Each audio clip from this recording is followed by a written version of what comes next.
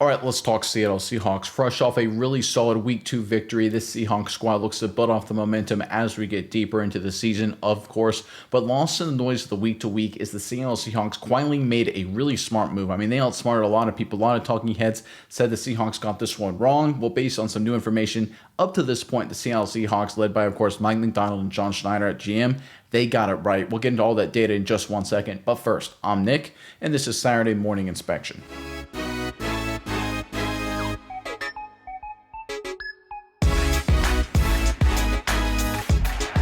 All right, the Seattle Seahawks sitting at 1-1, looking to build off, of course, that Week 2 victory over the Pittsburgh Steelers, looking really good on the road, winning by double digits, playing better, fundamentally sound football, better quarterback play, Darnold out-dueling Aaron Rodgers, and really just a more physical football team. We talk about fullback Robbie Oots having a day. If you haven't seen our film review on that specific topic, make sure you check that out. You'll find that on our channel.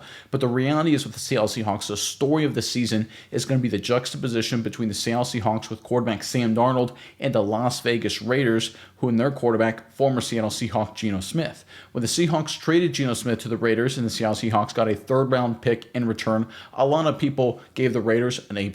They gave the Seattle Seahawks kind of a D-.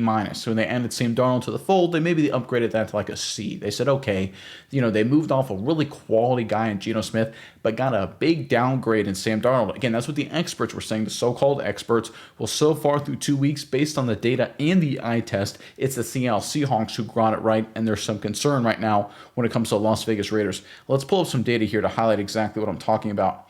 So this is adjusted EPA per play leaderboard 2025 up to this point at the quarterback position. And at the top of the list, you can see top left working our way down. You got a lot of familiar names. You got Dak Prescott off to a great start. You got Josh Allen, Lamar Jackson, Jordan Love, Matthew Stafford, all names you would expect to see at the top of any sort of quarterback ranking list. But at number 6, you got an interesting name. You got Sam Darnold off to a great start, doing a lot of really nice things for the Seattle Seahawks. Again, this is Sam Darnold, a guy who a few years ago was left for dead as a potential bust.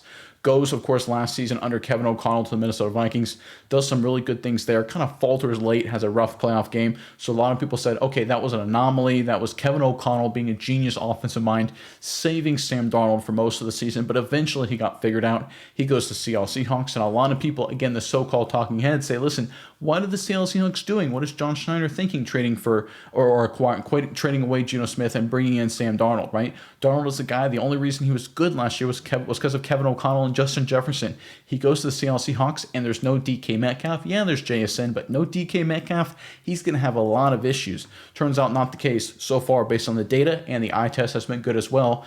Sam Darnold been a top 6 quarterback. But let's find Geno Smith on the list, guys. Let's see if we can find him, right? He's not in the top 6. He's not in the top 14 on the left.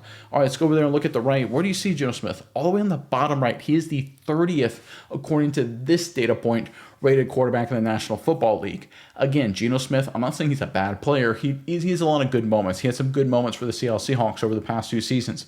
But the reality was we got kind of caught up in a little bit of the hype there with Geno Smith. Everyone was saying, oh, he's a really quality guy. He's a stud. He's an elite kind of caliber quarterback. And he had some moments, especially in the clutch, where he was really good. But the reality was, it's not like he ever won a playoff game for Seattle, right? He had a very talented receiving core. They had a lot of good young players, and he did a lot of good things.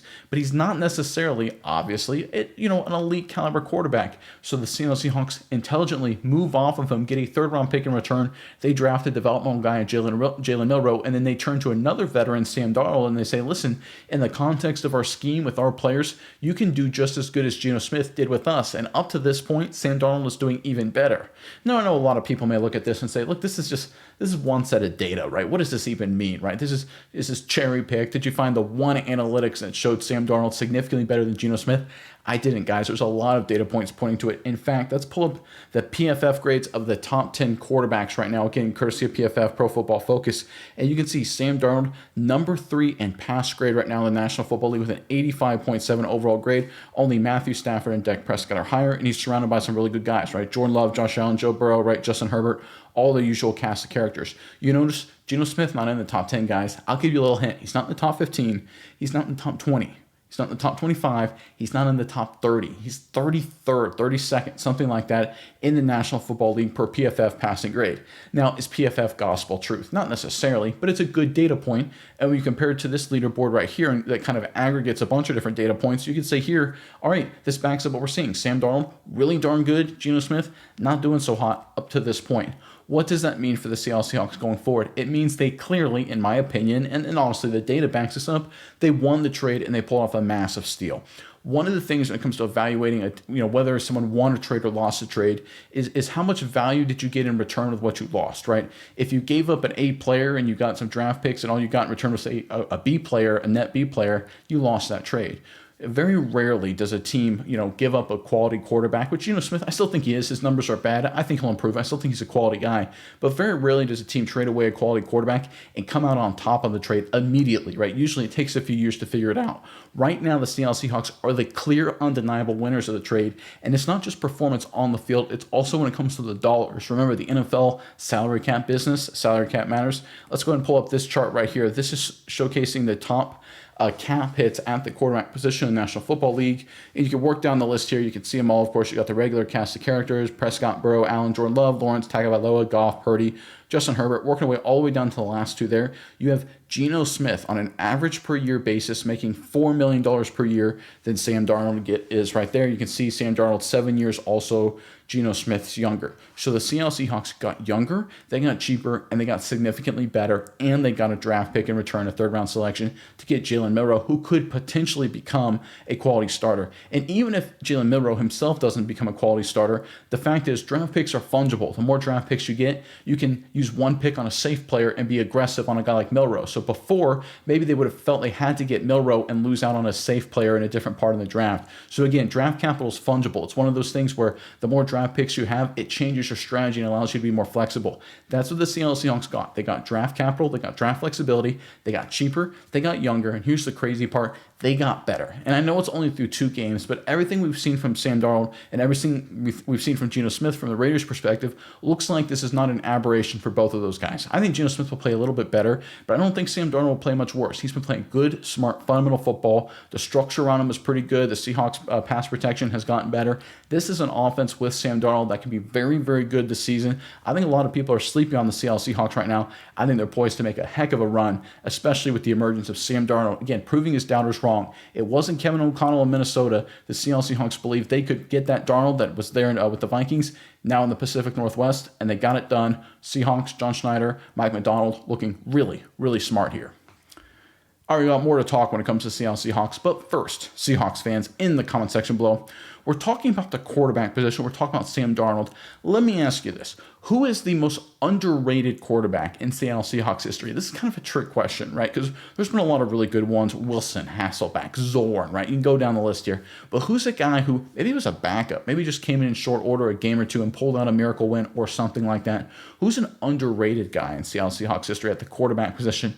Maybe it's a guy who played like one snap, but it was an important snap, or a guy who, maybe he didn't play at all, but he did some good things, mentoring a young quarterback, whatever it may be. Give us the most underrated signal caller in Seattle Seahawks history. Put them in the comment section below. But when it comes to the Seattle Seahawks team, I think it's important to notice, again, the salary cap constraints that are in front of them. This is a team we talked about all offseason. They got a lot of young talent and even more coming into the fold. Ahmad Warrior's doing a lot of great things defensively. Of course, we look at Zabel really, really just dominating at this point so early in his NFL career. This is a team that's got a lot of young talent. Cornerback room's looking really, really good, especially when it comes to Josh Jobe making some plays. I look at this team across the board. They've got to make some decisions in terms of who they're going to have to resign, keep cap space available for some of these younger guys. Having fewer dollars allocated to the most expensive position on the field, the quarterback position, is a massive advantage. Whereas a team like the Raiders, they pay a little bit more, less dollars to spend, whether to retain talent or to add free agents. Again, the Seattle Seahawks, they are in a really, really strong position for the future. And this is what Schneider and McDonald basically preached, talked about, and worked on this entire offseason. They did a good job building a core of a team that can contend now, but they also kept open the flexibility for the future. That's what smart franchises do. And the Seattle Seahawks, with its current administration, is doing a really good job emerging once again as some of the smarter franchises in the National Football League. But when we talk about the future, and I know everyone gets excited about that, but we're in the middle of football season, so let's talk about the here and now to kind of put a bow on this video. Let's talk about the Seattle Seahawks' next matchup here against the New Orleans Saints. So this is an interesting game in the context of the Seattle Seahawks pretty significant favorites, right? According to ESPN Analytics, they've got a 65.5% chance to win the game outright. That's almost double the New Orleans Saints a chance to win the game, 34.2 there for New Orleans. You can see a slight chance there to get a tie. You always got to factor in that potential outcome there. According to ESPN Sportsbook there, you can see the Seattle Seahawks are a 7.5-point spread. The under dropped after the opening. It opened at 42.5 and dropped to 41.5. So, a little bit on both sides there. But you look at, of course, the spread hasn't really moved at all. It opened at 7.5 and stayed at 7.5 in the Seattle Seahawks' favor. Look, no one thinks the Saints are good, but to be fair to New Orleans, they've been kind of a feisty squad the first couple weeks of the season, right? They've been playing a lot of teams close. They're a competitive bunch. They hung with San Francisco, right? They nearly went to overtime against Arizona. I mean, they're playing tough, close football. Now, do I think they're going to beat the Seattle Seahawks? I don't think so, but it's going to be a feisty game. I mean, this is the NFL. And the New Orleans Saints, they've got some good players. Their defense has some guys. Offensive line, they got 2 really good tackles. Alvin Kamara, they got some good receivers. I think quarterback position, again, this is why the addition and really quality play of Sam Darnold matters, is that they moved off of Geno Smith, went to Darnold. A lot of people thought the quarterback position for Seattle is going to take a massive dip in 2025. So far, that hasn't been the case. It's only got better, and that's going to showcase itself, I think, in this weekend's matchup against the New Orleans Saints. Quarterback play, a lot of times, difference between winning and losing, especially with all these close games. All the experts, all the so-called talking heads that thought, okay, Seattle punting towards the future, quarterback play, going to be rough in 2025 with Sam Darnold. Again, Darnold was only good because of Kevin O'Connell. That's what everybody said. Not the case. He's doing great things with the Seattle Seahawks, and he gives them an advantage, especially against a team like the New Orleans Saints, who, with Spencer Rattler as our current starter, they've got a young guy who's eventually going to take the reins in Tyler Shuck. Listen, nothing against Rattler. I was a fan of his in college. I just think he's outgunned in this situation. I expect the Seahawks to win this game. It's going to be a feisty game. That's 7.5-point spread. That's pretty big for a National Football League game, if I'm being totally honest. But I think the Seattle Seahawks, they find a way to. I think this feels 27-20, like my kind of gut feeling. New Orleans is kind of frisky and feisty the entire game. I think Seattle, maybe New Orleans scores first, but Seattle then kind of takes control, and maybe a Saints backdoor cover to make it 27-20 or 27-21 with like 2 minutes to go, and the Seahawks have to make a couple plays to close it out. That's my feeling for the game right now. I think the Seahawks are clearly better on both sides of the football. I think they move to 2-1 and very quickly start moving up the ranks of contenders in the NFC, because once again, the most important position on the field, they did not get worse at it like everyone feared was going to happen. They got better at it while picking up extra cap space and extra draft capital. Phenomenal job. One of the biggest moves of the year. It's going completely under the radar, but what a massive, wonderful, amazing job by Mike Macdonald and John Schneider getting that deal done.